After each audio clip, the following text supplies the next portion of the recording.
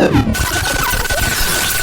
Guys, thanks for joining my session BTech insight. तो आज के इस सेशन में हम बात कर रहे हैं वल्नरेबिलिटी मैनेजमेंट के बारे में। ठीक है, तो सबसे पहले तो ये कि वल्नरेबिलिटीज होती क्या है। तो हमारा जो कि कॉन्सेप्ट है, वैसे तो आप वल्नरेबल जो वर्ड है, वल्नरेबिलिटीज हमारा वल्नरेबल वर्ड्स से बना है, और वल्नरेबल वर्ड्स को हम डे टू डे लाइफ में इजीली यूज़ करते हैं। जैसे कि अगर कोई कुछ नुकसान पहुंचाना, हम उन वर्ड्स के लिए हम यूज़ कर रहे हैं यहाँ पे। जैसे कोई ऐसा वर्ड है जो अभी तो सही है, ठीक है, बट हो सकता है in future it may can affect us, तो उन सारे वर्ड्स के लिए हम वल्नरेबल वर्ड जैसे यूज़ करते हैं। सेम चीज़ जब मैं नेटवर्किंग के कॉन्सेप्ट में लेकर आती हूँ, ठीक है, तो मैं नेटवर्क के किसी एक ऐसे एरिया की बात कर रही हूँ जो अब तक तो सही चल रहा था, बट अभी वो थोड़ा सा वल्नरेबल है, वो हमें नुकसान दे सकता है। ठीक है, एक ऐसा लूप होल क्रिएट हो गया है जो अटैकर्स इसको यूज कर सकते हैं एज अ एंट्री पॉइंट। तो उन एरियाज को मैं वल्नरेबिलिटी के थ्रू हम बात करते हैं। ठीक है, जैसे फॉर एन एग्जांपल आपका कोई पोर्ट है, जैसे आपने ओपन छोड़ दिया। जैसे आपका वेब एप्लीकेशन, मेजरली आपका वेब एप्लीकेशन वर्क करता है पोर्ट नंबर 80 या पोर्ट नंबर 443 पे। ठीक है, अब आपने पोर्ट नंबर 21 भी ओपन है, पोर्ट नंबर 23 भी ओपन है, जो कि इसकी एज सच कोई रिक्वायरमेंट नहीं थी। अब अटैकर को पता चला कि पोर्ट नंबर 21 और 23 तो यहाँ ओपन है, अब इसकी कोई रिक्वायरमेंट तो थी नहीं यहाँ पे ओपन रखने की, पर आपने फिर भी ओपन रख रखा है। ठीक है, तो उन्होंने ये चीज़ एनालाइज कर ली और उन्होंने देखा कि यार यहाँ पे कोई सर्विस रन नहीं कर रहा, और सर्विस रन नहीं कर रहा तो मॉनिटरिंग भी इतनी अच्छी वहाँ पे नहीं होगी।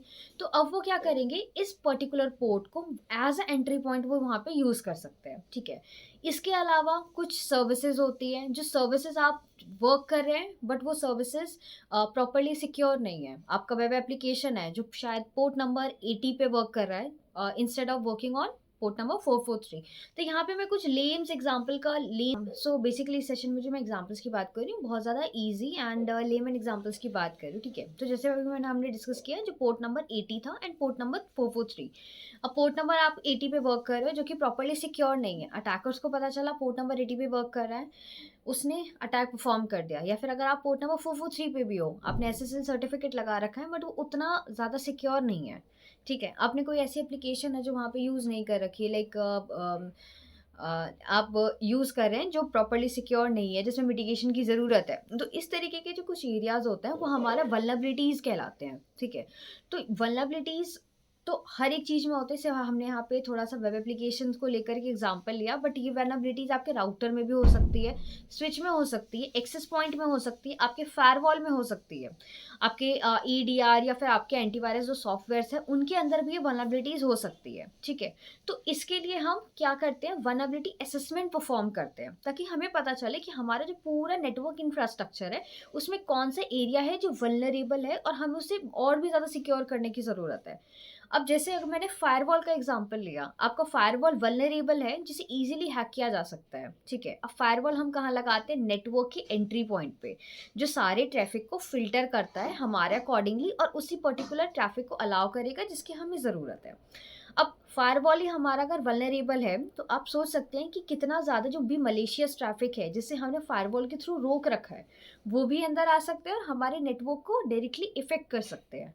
ठीक है, तो ये वाला कुछ एरिया है। कुछ एरियाज अब ऐसे हो गए, आपका जो डेटा स्टोरेज है, आपका आप का जो स्टोरेज है जहाँ पे, अब मैं एक ऐसे सर्वर की बात करूँ जहाँ हमारा डेटा स्टोर हो रहा है। ठीक है, और वो स्टोरेज में कोई, उस डेटाबेस में कोई वल्नरेबिलिटी है जिसे हमने टाइम पे मिटिगेट नहीं किया। ठीक है, तो आप सोच सकते हैं कि अगर वो डेटा स्टोरेज डेटाबेस अगर हमारा हैक होता है या अटैकर्स के पास जाता है, तो हमारा जो भी डेटा है वो सिक्योर तो बिल्कुल भी नहीं रहेगा और वो उनके पास चला जाएगा and they can use this data maliciously. Okay, तो इन सारी चीज़ों के लिए हम क्या करें, वल्नरेबिलिटी असेसमेंट परफॉर्म करते हैं अपने नेटवर्क। बहुत सारे ऑर्गेनाइजेशन अलग अलग सॉल्यूशंस यूज़ करती हैं, तो मैनुअली में जो टूल्स हमारे यूज़ होते हैं उसमें एनमैप एक मेजर टूल है जिसे यूज़ किया जाता है। ठीक है, अब सेकेंडली अगर मैं बात कर रही हूँ ऑटोमेशन टूल्स की, जैसे नेसेस हो गया हमारा, या फिर इनसाइड वीएम हो गया जो रैपिड 7 का है, या कॉलेस हो गया, या बहुत सारे अलग अलग टूल्स हैं जो ऑटोमेशन पे वल्नरेबिलिटी असेसमेंट परफॉर्म करते हैं, हेल्प करते हैं करने में, जो ना कि सिर्फ वल्नरेबिलिटीज़ को सर्च करेंगे बट वो डेटा भी हमें निकाल कर देंगे कि इन वल्नरेबिलिटीज़ को किस तरीके से पैच किया जा सकता है। ठीक है? वो प्रॉपर सर्च करें। अब जो हमारा एक लेटेस्ट एग्ज़ाम्पल था कि मैंने कहा अभी हमारा वेब एप्लीकेशन वर्क कर रहा है पोर्ट नंबर 18 पोर्ट नंबर 443 पर, बट आपका पोर्ट नंबर 21 एंड 23 ओपन था, ठीक है? तो ऐसे टाइम पे जो ऑटोमेशन के थ्रू वहाँ पे वो चेक कर रहे हैं प्रॉपरली कि कोई सर्विस तो वर्क नहीं कर रही। अगर पोर्ट नंबर 21 एंड 23 पे कोई सर्विस वर्क नहीं कर रही है और अननेसेसरीली ये पोर्ट ओपन है हमारा, it means it can cause vulnerability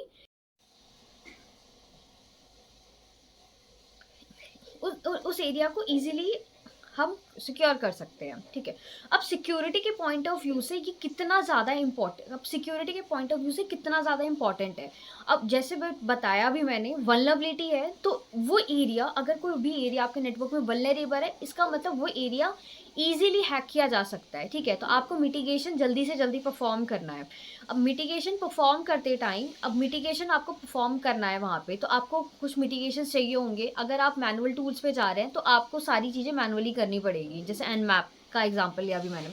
अगर आप ऑटोमेशन टूल्स पे जा रहे हैं, जैसे एनएसएस हो गया, एनमैप हो गया हमारा, नेसेस हो गया, या रैपिड 7 हो गया, या कॉलिस हो गया, ठीक है?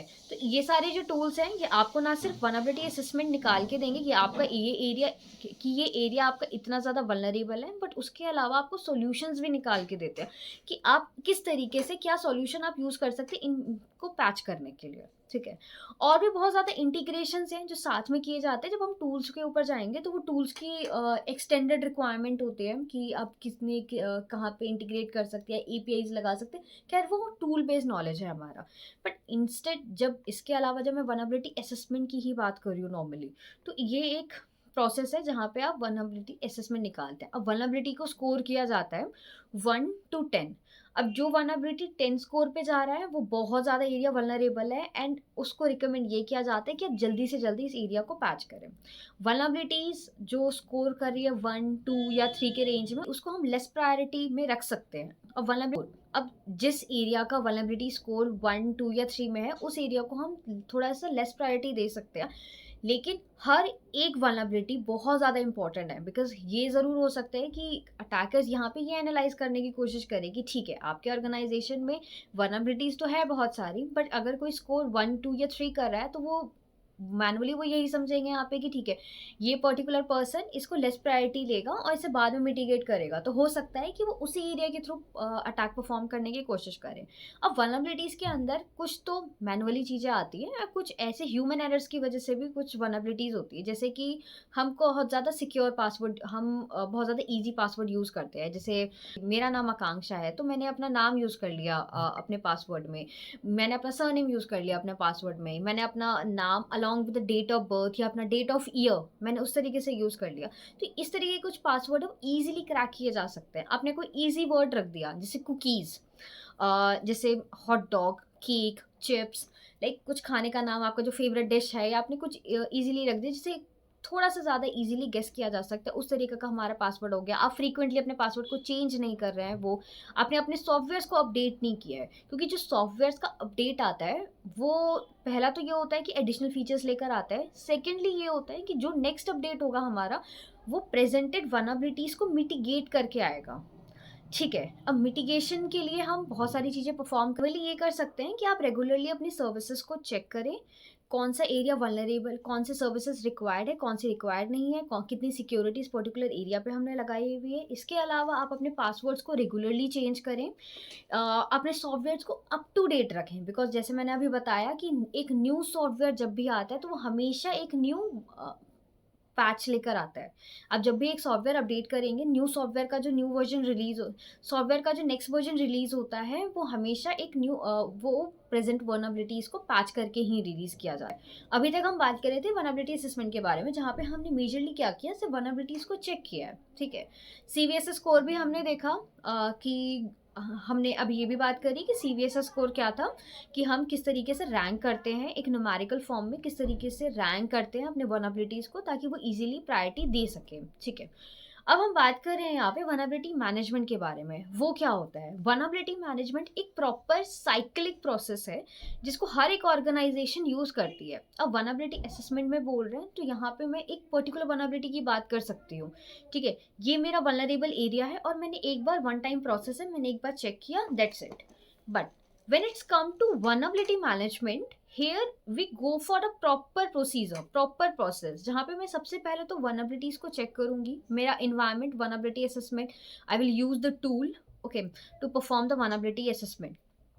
वनएबिलिटीज असेसमेंट करी मैंने, रिपोर्ट जनरेट किया, देन उस रिपोर्ट में मेरे पास जो वनएबिलिटीज आई हैं, ठीक है, वो सीवीएसए स्कोर के अकॉर्डिंग आती है, एंड मैन्युअली अब मुझे यहाँ पे साइन करना है कि कौन सी वनएबिलिटीज है जो first patch, prioritise the vulnerabilities, okay. तो कई बार ऑर्गेनाइजेशंस ये भी करती हैं कि जो 10 स्कोर वनएबिलिटी है, अगर उन्हें लगता है कि यार ये इतनी ज़्यादा इंपॉर्टेंट नहीं है, ओके, या फिर ये कोई ऐसी वनएबिलिटीज है जो लाइक ट्रू पॉजिटिव अगर मैं उसको बोल सकती हूँ, ठीक है, तो कुछ उस तरीके की वनएबिलिटीज है, तो इसे हम बाद में पैच करेंगे, ठीक है। तो यहाँ पे manually we need to decide, जब पहला हमने क्या करा, first step vulnerability assessment perform किया, second step we need to prioritise the vulnerabilities, ठीक है, असेसमेंट के बाद जो भी वनएबिलिटीज आई है हमने उसको प्रायोरिटाइज किया है। Third step planning for the mitigation, कि अब जो भी वनएबिलिटीज है उसको हम मिटिगेट किस तरीके से कर रहे हैं, ओके। अब आप टूल यूज कर रहे हैं, आपके पास वनएबिलिटीज के साथ साथ आपको पैचेस की डिटेल भी आई है कि आप ये पैच यूज कर सकते हैं। अब now as per the compliance, as per your organisation rules, अब as per the organisation rule आपको वहाँ पे डिसाइड करना होगा कि आप किस तरीके से अपने वनएबिलिटीज को पैच करने के लिए यूज कर रहे हैं, ठीक है। क्या आप उसी प्लान को यूज करना चाहते हैं जो रिकमेंडेड प्लान आपको गिवन है, या आप अपना कोई मैनुअली टीम के साथ कोई प्लान डिसाइड करके यूज करना चाहते हैं, ठीक है। Now you need to define the mitigation plan. अब इसके बाद क्या होता है, जो हम प्लान नंबर 4 यूज कर रहे हैं, मिटिगेशन भी हो गया, ठीक है, प्लानिंग कर ली हमने मिटिगेशन के लिए, अब हम मिटिगेशन परफॉर्म करेंगे। प्लान हो गया मिटिगेशन, हमने मिटिगेशन परफॉर्म किया। अब मिटिगेशन परफॉर्म होने के बाद जो हमारा नेक्स्ट स्टेप जाएगा वो रीस्कैन के लिए जाता है, कि आपने जितनी भी वनएबिलिटीज परफॉर्म करी है, स्कैन का हमने वनएबिलिटीज निकाली, ठीक है, हमने उसको स्कैन का, हमने वनएबिलिटीज को सर्च किया, हमने प्रायोरिटाइज किया, प्लान किया फॉर द मिटिगेशन परफॉर्म किया, एंड नाउ अब हम कहाँ जा रहे हैं, उसको रीस्कैन के लिए जा रहे हैं कि जो भी वनएबिलिटीज है हमने उसे मिटिगेट किया है वो जेन्युइनली मिटिगेट हो गई है या नहीं, कि ऐसा तो नहीं है कि आपने एक मिटिगेशन परफॉर्म किया और नेक्स्ट एक और वनएबिलिटी। आपकी वनएबिलिटीज मैनेजमेंट ज़रूरी क्यों है, लाइक ऑर्गेनाइजेशंस यूज़ कर रही है क्योंकि वो नहीं चाहते कि उनका सिस्टम जो है, उनका इन्वायरमेंट में कोई अटैकर एंटर करे या कोई मलिशियस एक्टिविटी परफॉर्म हो, उससे सिक्योर होने के लिए हम वनएबिलिटी असेसमेंट का यूज़ कर रहे हैं, ठीक है।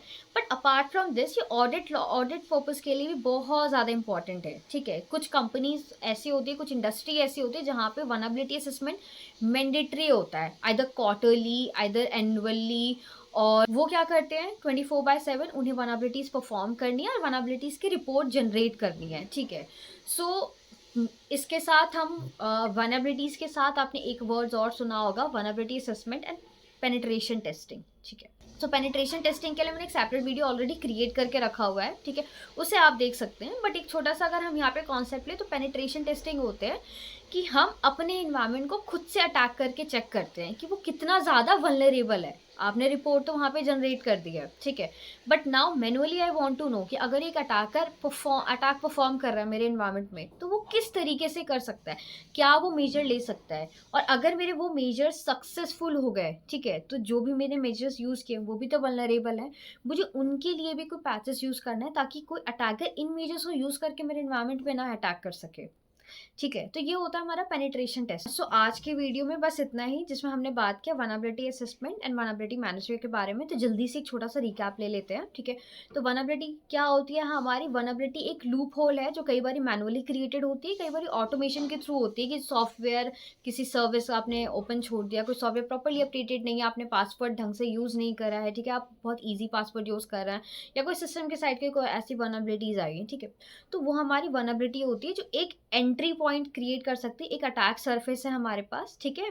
तो अटैक वेक्टर, अटैक सरफेस हम यूज़ कर सकते हैं यहाँ पे वर्ड्स। सो एक अटैकर के लिए एक एंट्री पॉइंट क्रिएट करके किसी पर्टिकुलर इंफ्रास्ट्रक्चर में, ठीक है, नेटवर्क के अंदर या इंफ्रास्ट्रक्चर के अंदर।